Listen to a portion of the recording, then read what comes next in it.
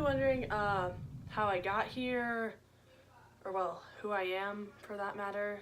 Well, you're in luck because I'm going to be taking you on one heck of a journey through Shakespeare's Macbeth, where characters such as Lady Macbeth seek to gain power over others. Lady Macbeth is a power-hungry character who wants her husband, Macbeth, to become king.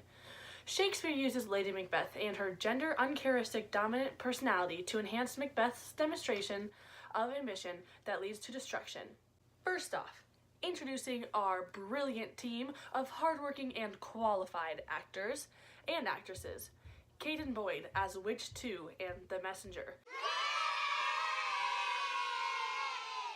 Caden Boyd's right hand as Witch 1. Caden Boyd's left hand as Witch 3. Anna Aldridge as Gentlewoman. Brody Jones as the Doctor. Zach Rosenberger as Macbeth. And Katie Redden as the Lady Macbeth. Now, let's start off our journey with a little background. When shall we three meet again? In thunder, lightning, or rain? When the hurly-burly's done, when the battle is lost and won. That will be ere the sun. Where the place? Upon the heath. There to meet with Macbeth. I come, Grey Morgan, paddock calls, anon. Foul is fair and fair is foul. Havel through the fog and filthy air. Speak if you can. What are you? All hail Macbeth, hail to thee, Thane of Glamis. All hail Macbeth, hail to thee, Thane of Cawdor. All hail Macbeth, thou shalt be king hereafter. So those are the prophecies. Make sure you keep those in mind because when you hear about the power-hungry Lady Macbeth and how she gains power, those are really going to help you for why she wants her power. Glamis thou art and Cawdor, and shalt be what thou art promised. Yet do I fear the nature is so full, the milk of human kindness. To catch the nearest way, thou wouldst be great, art not without ambition, but without the illness should attend it. What thou wouldst highly, that wouldst thou hollowly wouldst not play false, and yet wouldst wrongly win. Thou have great Glamis, that which cries, thou must do if thou have it. So that was Act 1, Scene 5, and we're going to focus on lines 15 through 20. So Lady Macbeth had just finished reading a letter from her husband about the witch's prophecies. Her thought immediately went from power and how to get it to murder being the easiest way. Macbeth wrote of his want for power, but that he lacked the nerve and ability to see it through. Now that Macbeth knew of the witch's prophecies, he realized just how close he actually was to power. And since he did, as did Lady Macbeth.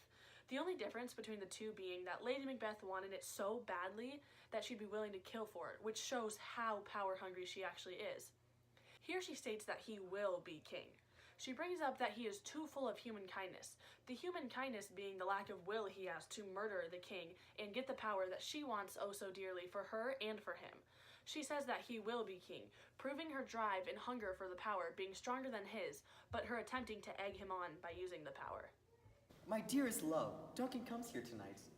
And when go hence? Tomorrow, as he purposes. Oh, never shall sun that morrow see your face, my fane is as book where men may read strange matters, to beguile the time, look like the time, bear welcome in your eye, your hand, your tongue, look like the innocent flower, but be the serpent under, he's that coming must be provided for, and you shall put the night's great business into my dispatch, which shall to all our nights and days to come give solely sovereign sway and masterdom.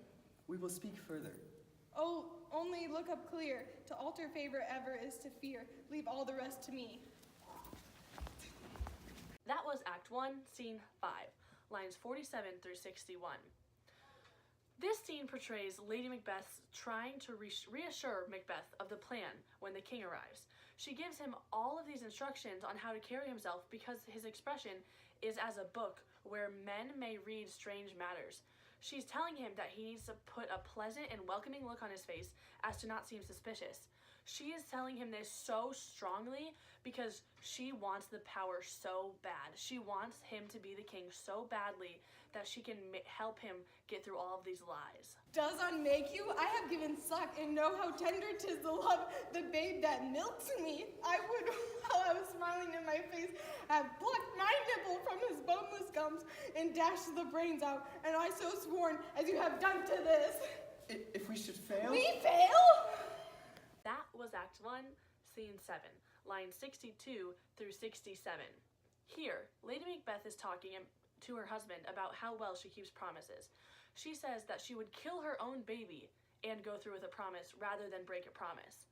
This clearly shows her power-hungry, dominant personality that is uncommon for the time period in people and especially in women. She takes such a feminine thing, breastfeeding, and turns it into something brutal. Shakespeare includes this to show her dedication and hunger for power because she wants Macbeth to become king so badly. You see her eyes are open. Aye, but her sense is shut. What is it she does now? Look how she rubs her hands. It is an accustomed action with her to seem thus washing her hands. I have known her continue this a quarter of an hour. Yet here's a spot. Hark, she speaks. I will set down what comes from her to satisfy my remembrance the more strongly. Out, damn spot! Out, I say! 1, 2, why then, 'tis time to do't. Hell is murky. Fie, my lord, fie, a soldier and a ferd. What we need, we fear, who knows it, when none can call our powers to account. Yet, who would have thought the old man to have had so much blood in him? Do you mark that? The Thance of Fife had a wife. Where is she now? What will these hands near be cleaned? No more, oh, that my lord, no more, oh, that you mere all will with this starting. Go to, go to. You have known what you should not. So that was Act 5, Scene 1. Lines 34 through 42 were pretty important. Here, Lady Macbeth is being seen by a doctor after repeated accounts of sleepwalking. During this specific account and others, she is scrubbing her hands, but to no avail. This is a massive symbol to us, the audience, because Shakespeare is using the fact that she cannot get her hands clean to represent that she still feels guilty about the first murder she encouraged her husband to commit, and then how out of hand it got afterwards. All of the hunger that she had for power went completely out of control, and she's just now realizing how deeply it's affecting her and the people around her. She goes from massively power hungry to seeking forgiveness and cleanliness from the sins she committed, all of which are represented by the fact that she is washing her hands, but to no avail, because she can't get the crime. She's still dirty. She can't get the crime off of her hands, so to say. So there we went from the beginning of how Lady Macbeth had an extremely power-hungry personality and talked her husband into doing terrible murders and killing people so that they could get all the power that she wanted. And then she realized that all of this power it didn't really bring her anything. So we went from the beginning with Lady Macbeth being super power hungry and doing anything like murder for power, from then going to her being guilty. They become king, and then she doesn't really know what to do with herself. Her personality in the demonstration of her ambition, she gets better, she has more and more power, and it leads to destruction. Not only destruction of other people, but of her own personality. We really do, from the bottom of our hearts, hope you enjoyed our analysis of Lady Macbeth and her actions leading to power. To close off the film, we'd like to resolve our storyline. Oh?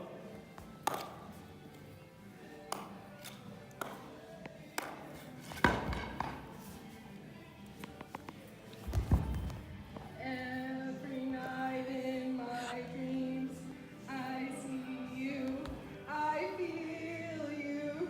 That is how I know you. Go on. Once more, you open the door.